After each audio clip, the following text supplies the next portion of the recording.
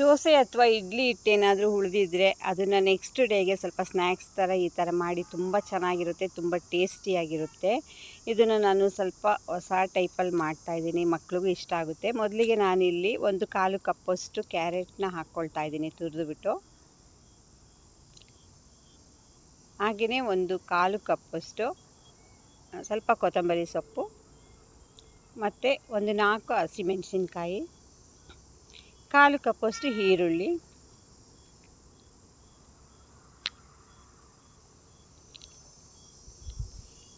ಮತ್ತು 1/4 ಟೇಬಲ್ ಸ್ಪೂನಷ್ಟು ಅರಿಶಿನ ಪುಡಿ ಮತ್ತು ಸ್ವಲ್ಪ ಉಪ್ಪು. ನಾವು ಮೊದಲಿಗೆ ಹಾಕಿರ್ತೀವಿ ಉಪ್ಪು, ಆದರೆ ಪುನಃ ಒಂದು ಸ್ವಲ್ಪ, ಯಾಕೆಂದರೆ ಇದನ್ನೆಲ್ಲ ಹಾಕ್ತಾಯಿದ್ದೀವಲ್ವ ಕ್ಯಾರೆಟು ಈರುಳ್ಳಿ ಎಲ್ಲ, ಅದಕ್ಕೆ ಸ್ವಲ್ಪ ಉಪ್ಪು ಹಾಕೋಣ. ಮತ್ತು 2 ಟೇಬಲ್ ಸ್ಪೂನಷ್ಟು ಸಕ್ಕರೆನ ಹಾಕ್ಕೊಳ್ಳೋಣ. ಇದಿಷ್ಟನ್ನು ಹಾಕ್ಕೊಂಡು ಇವಾಗ ಚೆನ್ನಾಗಿ ಮಿಕ್ಸ್ ಮಾಡ್ಕೋಬೇಕು. ತುಂಬ ಟೇಸ್ಟಿಯಾಗಿರುತ್ತೆ, ಸ್ನ್ಯಾಕ್ಸ್ ಥರ ಅಂತೂ ತುಂಬ ಚೆನ್ನಾಗಿರುತ್ತೆ, ಮಕ್ಕಳುಗಳಿಗೂ ತುಂಬ ಇಷ್ಟ ಆಗುತ್ತೆ.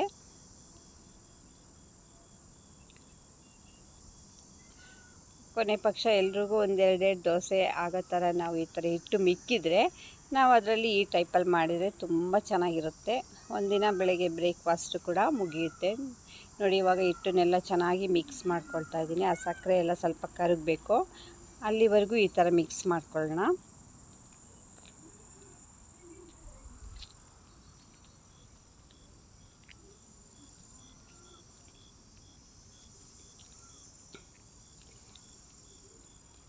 ಈಗ ಹಿಟ್ಟೆಲ್ಲ ಚೆನ್ನಾಗಿ ಮಿಕ್ಸ್ ಆಗಿದೆ. ಸ್ವಲ್ಪ ಗಟ್ಟಿ ಆದರೆ ಸ್ವಲ್ಪ ಬೇಕಂದರೆ ನೀರು ಹಾಕ್ಕೋಬೋದು.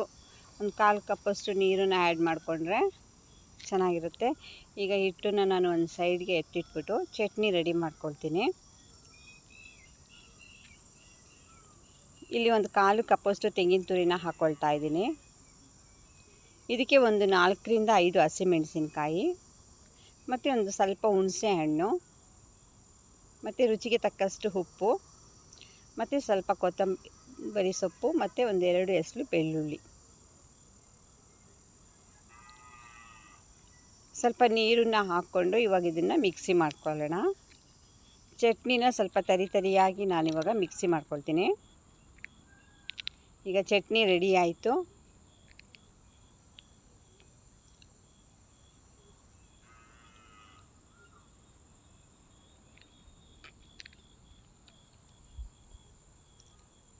ಈಗ ನಾನು ದೋಸೆ ತವ ಇಟ್ಬಿಟ್ಟು ಅದಕ್ಕೆ ಸ್ವಲ್ಪ ಎಣ್ಣೆನ ಹಚ್ಕೊಳ್ತಾ ಇದ್ದೀನಿ.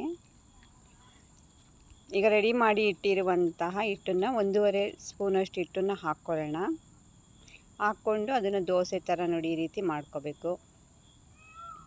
ಇದು ಸ್ವಲ್ಪ ತುಂಬ ಸ್ಪೆಷಲ್ ಟೇಸ್ಟಿಯಾಗಿರುತ್ತೆ. ಯಾಕೆ ಅಂತ ಹೇಳಿದರೆ ಇದು ಸ್ಪೆಷಲಾಗೆ ಮಾಡಿರ್ತೀವಿ, ರುಚಿನೂ ಕೂಡ ಅಷ್ಟು ತುಂಬ ಸೂಪರಾಗಿರುತ್ತೆ, ಎಲ್ಲರಿಗೂ ಇಷ್ಟ ಆಗುತ್ತೆ. ಮತ್ತು ಅದ್ರ ಮೇಲೆ ಸ್ವಲ್ಪ ಎಣ್ಣೆನ ಹಾಕ್ಕೊಳ್ಳೋಣ.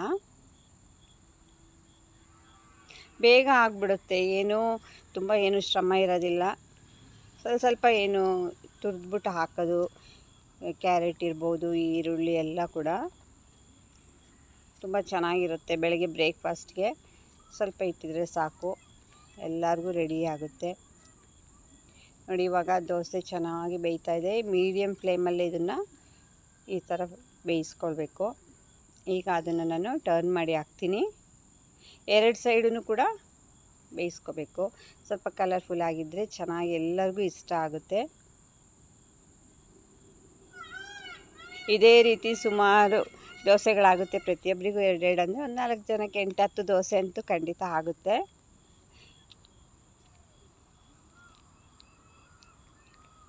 ಈಗ ಈ ದೋಸೆ ರೆಡಿಯಾಗಿದೆ. ಇದನ್ನು ಇವಾಗ ನಾವು ಚಟ್ನಿನೂ ರೆಡಿ ಇದೆ, ಚಟ್ನಿ ಜೊತೆ ಟೇಸ್ಟ್ ಮಾಡಿ ನೋಡೋಣ. ತುಂಬ ಚೆನ್ನಾಗಿದೆ, ಅದ್ಭುತವಾಗಿದೆ. ನೀವು ಒಂದು ಸಲ ಟ್ರೈ ಮಾಡಿ ಹೇಗಿತ್ತು ಅಂತ ನನಗೆ ಕಮೆಂಟ್ ಮಾಡಿ ಹೇಳಿ. ಮತ್ತು ಯಾರ್ಯಾರು ನನ್ನ ಚಾನಲ್ನ ಸಬ್ಸ್ಕ್ರೈಬ್ ಮಾಡಿಲ್ಲ, ಪ್ಲೀಸ್ ಸಬ್ಸ್ಕ್ರೈಬ್ ಮಾಡಿ, ಲೈಕ್ ಮಾಡಿ, ಶೇರ್ ಮಾಡಿ.